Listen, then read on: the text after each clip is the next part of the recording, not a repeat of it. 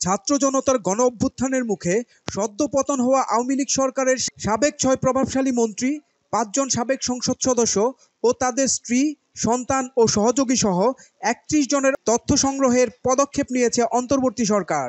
এর মধ্যে দেশে ও বিদেশে থাকা সব ধরনের অর্থ সম্পদের অনুসন্ধান শুরু হয়েছে।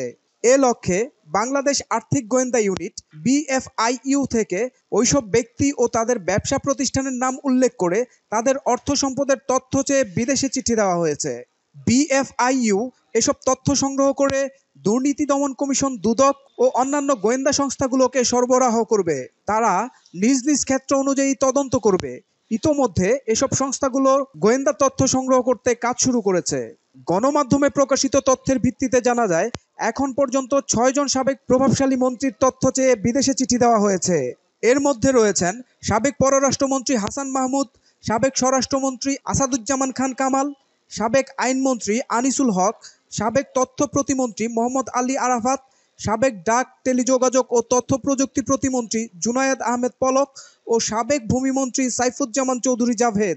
এদের প্রত্যেকের স্ত্রী, সন্তান, স্বার্থ সংশ্লিষ্ট ব্যক্তি ও ব্যবসায়ী প্রতিষ্ঠানের নাম উল্লেখ করে বিদেশে চিঠি দেওয়া হয়েছে।